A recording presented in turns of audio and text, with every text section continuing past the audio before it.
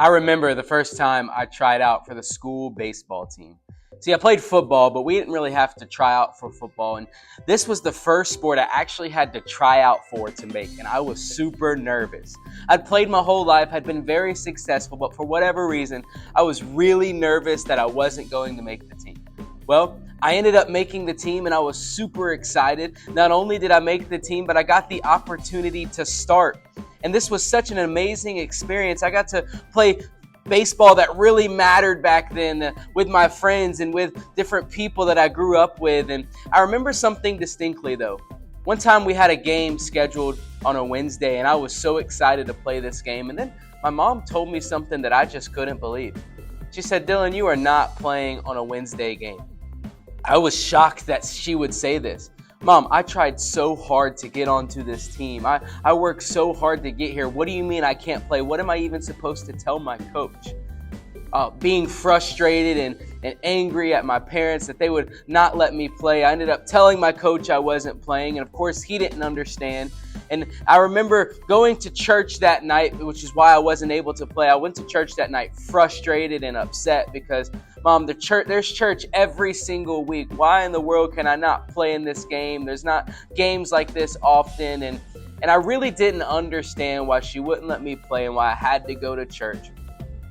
But in week 45 of our family devotional series, we're talking about the concept of what really matters. Now, when you read the devotion this week, you'll hear this concept that we've often heard before about a tombstone. You'll have the date of the beginning of our life on your tombstone, on your grave, whenever you pass away. You'll have the date of the beginning of your life, the date of the end of your life, and then you have this dash in the middle. And we've heard it said before that this dash in between your birth date and your death date really indicate or is a representation of the way that you spent your life. Now, back then, I thought I was going to be the next Babe Ruth. I thought I was going to be the next MLB player, and this was only ruining my chances of a $1 million career. Why in the world would my parents not let me do that? But as I get older, I've realized that there are more important things in life than sports. There's more important things in life than your reputation among your friends. There's more important things in life than all these different things that we try so hard to invest in. It's more important things than all this frivolous stuff that doesn't even matter. I'm not saying, if you have a gifting or a passion, don't pursue that. I'm not saying that you should just not care what people think about you because if they don't like you, it's their problem. That's not what I'm saying. But what I am saying is at the end of the day, the number one thing that matters is if you have a relationship with God. And the other thing that matters is the mission that God has given us to fulfill on this earth. And he tells us what this mission is in our family devotion scripture. So let's read that together now. Mark 16:15. And then he told them, "Go into all the world, preach the good news to everyone." I don't want to be misunderstood today. I'm not saying that your relationship with God is the only thing you should ever focus on and nothing else in this life should get any attention.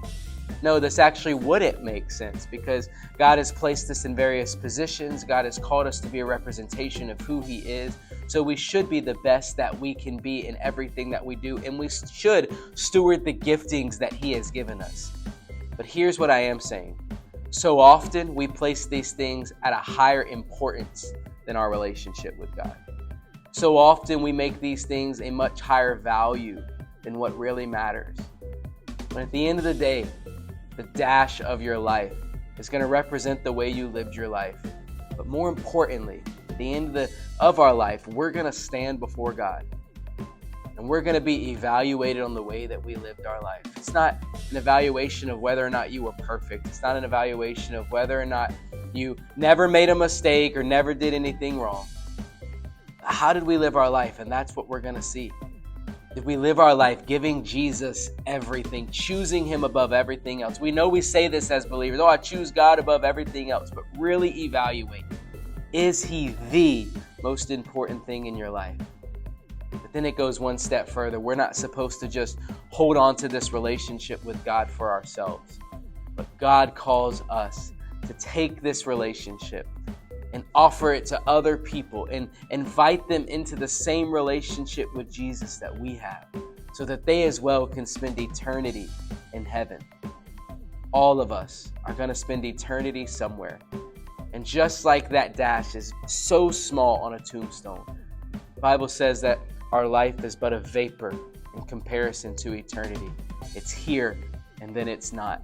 But your entire eternity is based on the way that you live out that vapor, live out that dash.